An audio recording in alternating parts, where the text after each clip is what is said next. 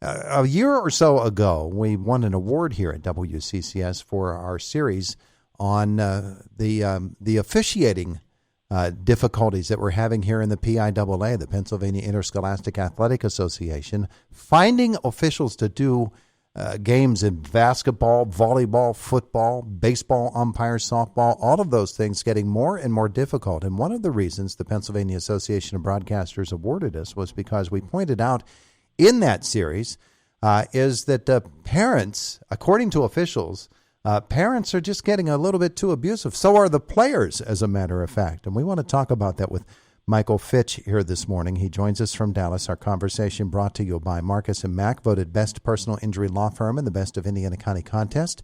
Marcus & Mack, a law firm representing injured people. So parents, bad behavior at youth sports events, it's not just here in Pennsylvania, is it, Michael? No, it's a nationwide epidemic, if you will. It's and it's growing to the point that for every, and this is not just Texas, but across the country, for every 10 new officials we get this year, we will lose 7 or 8 of them by the third year. And so it's just, with that type of retention, it's just impossible to keep up. Yeah, it really is. And therefore, the ones who do choose to stay generally are guys that have been doing it for 20, 25, 30, and sometimes even 40 years. We talked about the aging in our report of the officials. They're still running up and down the court, and we salute them for that. But the younger officials especially were saying that the abuse that they're getting from parents, players, and coaches is the reason that so many young folks are just walking away from it.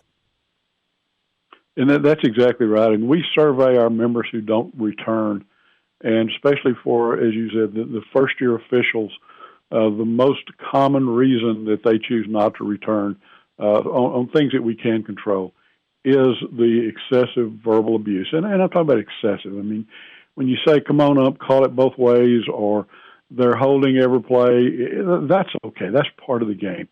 But when those comments get prolonged, when they get loud, when they get personal, then it's contagious, and it just seems to spread through the stands and then ultimately on the field or the court. So last year, Texas adopted a 3 strikes rule where basically they refuse to provide officials for schools that don't properly protect those officials from that type of abuse. Other states are considering it or have enacted similar laws. Is that the right approach? I think it is, and it occurred to us in Texas. Now, Texas is a little unique in that our officiating organization is totally independent from the High School Activities Association. So because of that, we have a little bit more flexibility and control of our own destiny, and we determine that the only people that are going to help us is us. So we implemented this policy, and we track instant reports that come in on each game. And if a particular school gets 3 instant reports that involve excessive verbal abuse, threat of physical abuse, or obviously actual physical abuse, then we first review those reports to make sure they're legitimate, that we haven't had a member that was just a little too thin-skinned. And then we notify the school district that they have 10 days to submit to us their plan on how they're going to correct this bad behavior. If they respond and we feel that they're making an active effort and a legitimate effort to help, then we're going to work with them. If we don't feel that they're trying to help the problem, or if they totally ignore us, then the next notice they get from us that on a certain date they will get no official in any sport at any level. And this policy starts on August 1st when we do our first volleyball match to the middle of June when we do our last baseball game. So it's accumulative in all sports over the year. Well, it's interesting that that's the approach taken in Texas. Other states like New Jersey, they actually have a law called the Penalty Box Act, that there's a prison sentence that is involved in that one. So you can take different approaches. Now, in Texas, did your organization have a hand in helping to craft that? Were you consulted as to what you thought would be the best way to approach it? Well, this policy is a TASO policy. It is ours.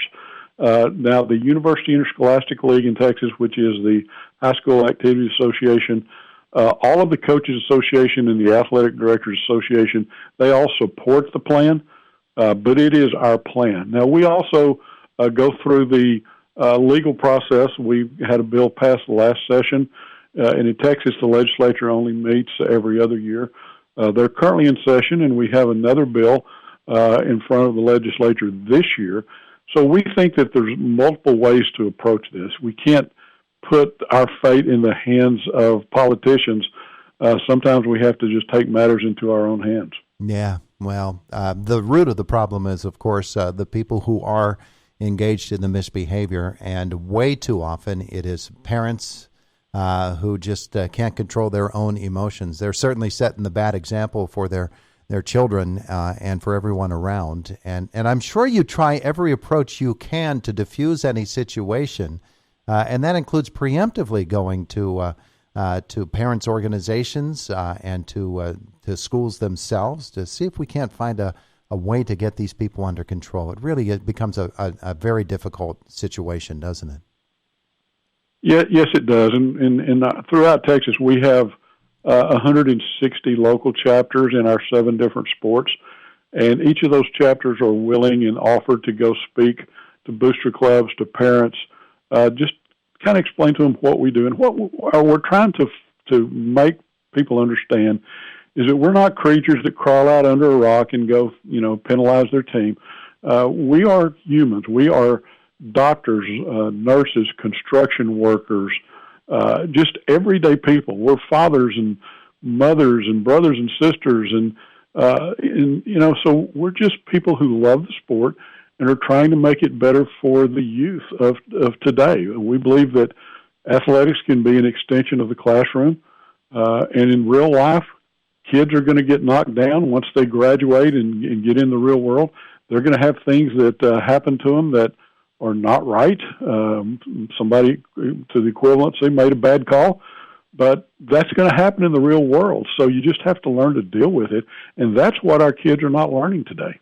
Michael, I'm assuming that you've been running up and down basketball floors and maybe football fields for a good long time. How long have you been officiating?